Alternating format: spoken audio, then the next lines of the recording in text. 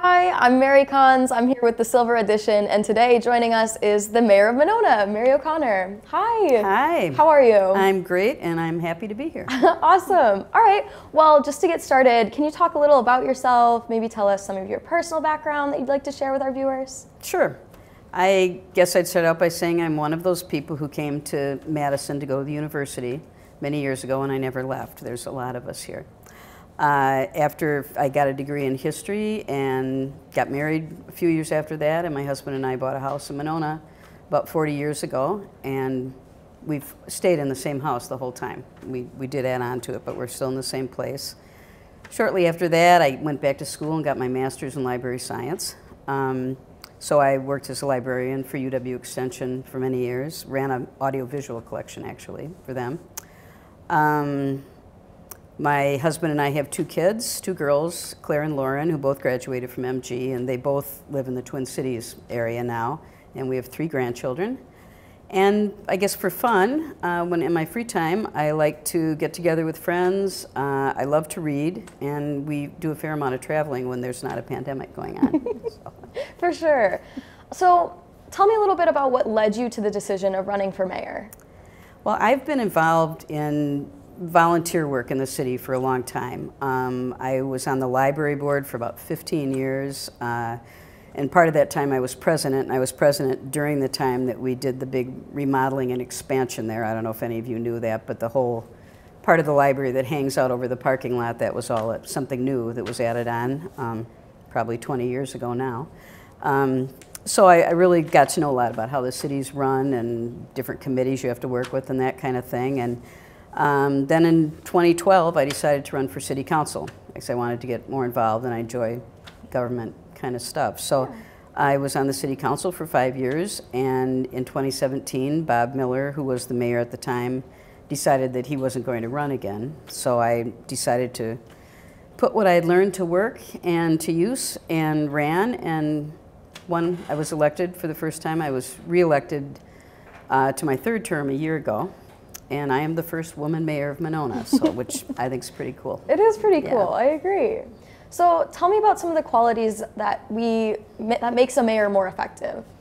Okay, well there's a few things when I was thinking about this. Number one, persistence. I've had a few projects I've worked on, they've taken years to really get started. You really have to build a group of people who support them and have a plan. So that also means you have to be patient, because things in government especially they take time. That's just how it is, and it's partly because everybody gets to have a say, and you have to find the money to do it in a lot of cases, so it definitely have to take some time.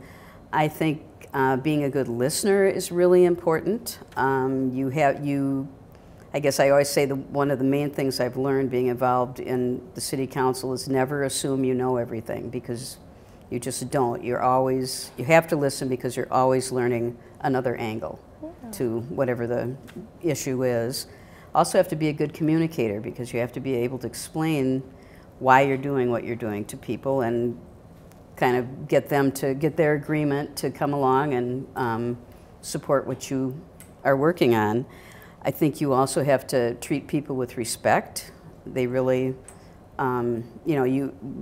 everybody has their opinion and their right to their opinion, and they deserve to be listened to. They all pay their taxes, and so have to treat them with respect. And finally, I'd say you have to be willing to compromise, because that's kind of how government works in this country, is you have to compromise, and when you don't is when you have problems. So sure, yeah. I guess those are the main things, I think. Yeah. So talking about perseverance, what do you think some of the biggest challenges are that come along with being mayor?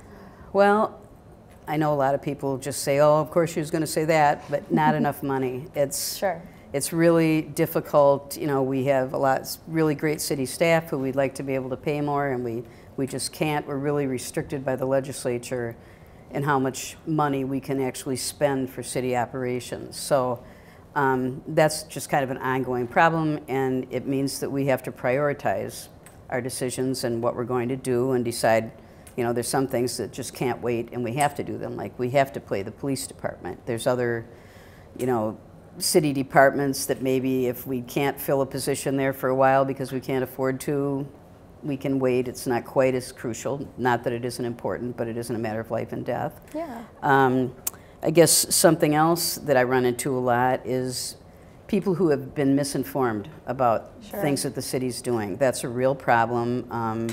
You know, sometimes they've been just told the wrong information. Other times they just don't understand. So that comes back to doing a good job of explaining what you're doing. And usually if you do that and sit down with someone, you know, you can at least usually come to some sort of agreement or agree to disagree, I guess. Yeah. So that's I guess the second thing. And then the other thing is it's just difficult communicating with residents because, as you know, there's so many different social media options, you know, and it used to be that everybody got their news from the local paper and everybody watched the three same channels for national news, but that's not the way it is anymore, and it's really hard if we want to get the word out about something and get people to attend something or whatever, or want to get their opinion. We just have to try so many ways, so many different ways to try to do that, and it's never enough. It always amazes me that things that people say they've never heard about that we've had on the radio station, and we've put it on the cable channel, and we've sent out a newsletter, and you put it in the paper, you know, just so many things, but it's hard to hit everyone. I'd imagine. Yeah. Yep. So tell me a little bit, like, what's your favorite part about being the mayor? It sounds like a cool job. Is it? About 95% of the time, it's cool and fun. There have been some really tough things that we've had to deal with over since I've been mayor. But I think we've worked through them, and we have great city staff that's been really helpful in helping us work things out. In the council, we've had a really good council that's very involved, and I have a good relationship with them, so they're always willing to give their advice.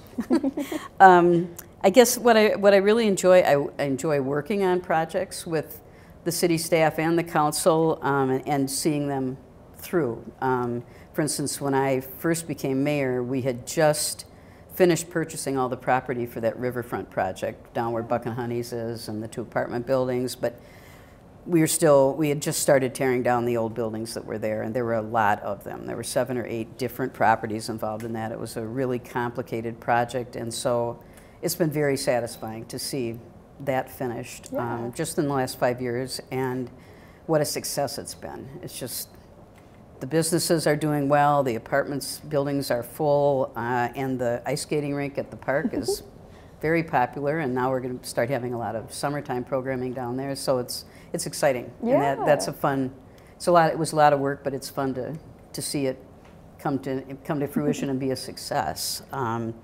I guess something else is I like helping develop policies to make things happen if we want to make a change in the way we're doing things. And that involves going through different committees and that kind of thing. A good example of that is several years ago, we had, it's a little bit complicated, but the city has a law that homes can only be 30 feet high, not any more than that. But we had some people, especially along the lake, who were they were tearing down old houses and wanted to build a new house, but they were bringing in all this dirt, so they were building up the level of their lots. I mean, some of them by like 10, 15 feet, which then made their houses even higher and blocking everyone else's view. And I was still in the council then, and I worked a long time with the Plan Commission and various people to change our ordinance about that, so that there's some restrictions and we have some control over that.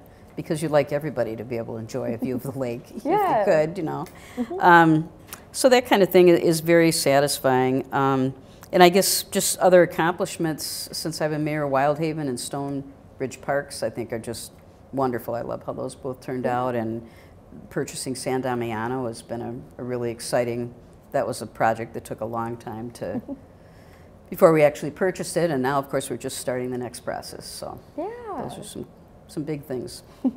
Well, as we wrap up, is there anything else you want to tell us about? I think a couple of things. First of all, we've got a couple of things that are coming soon, in the next year, that we're going to be working on. We are going to be starting our master planning process for the San Damiano property, and there's going to be a lot of opportunities for people to come to give input to us. We're going to be meeting at various public events, and there's going to be a survey and all kinds of things. We just hired a company to help run that. We're working on plans for a public safety building, which will also include a remodel of City Hall. So those are big things. And we're also in the process of starting 2 workforce housing developments, which that's really great because Monona hasn't had that before, and it makes it it's for more affordable housing for people, where the Village Lanes property is now, and then down across from Menards on Broadway. But I guess one thing I would just like to tell students anyway is when you're 18, be sure you go out and register to vote. It's so important. And before every election, learn about the candidates and make a decision about who you want to vote for.